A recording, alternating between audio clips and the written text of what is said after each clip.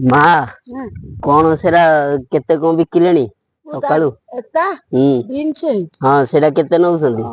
80 ଟଙ୍କା kilo. Kilo ଅଧ କିଲୋକୁ 40। 40 ଆଉ ସିଏ 30 ଟଙ୍କା। ସେ ବିଡାରେ 30 ଟଙ୍କା। ଆଉ ବାଇଗଣ ସେଟା ଭାଗ 20। ମତେ ବାଇଗଣ ଭାଗୁଟେ ଦିଅନ୍ତୁ ଆଉ ବିନ୍ସ ସେଇ ମାଲଟା ଦେଇ ଦିଅନ୍ତୁ ସେଇ ପେଟା 90 ଟଙ୍କା। 90 ଟଙ୍କା ଟୋଟାଲ। ସକାଳୁ କଣ ବିକିଲେଣି କେତେ କଣ?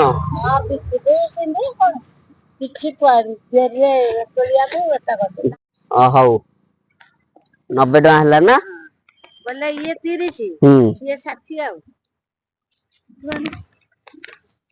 ନିଅ ଏଇଟା ମୋ ତରଫରୁ ଖୁସିରେ ହେଲା ରଖନ୍ତୁ ଖର୍ଚ୍ଚ କରିବେ ହେଲା। ଧରି ପକା ନାଇଁ ନାଇଁ ସେଇଟା ଥାଆନ୍ତୁ ବିକିଦେବେ ତମେ।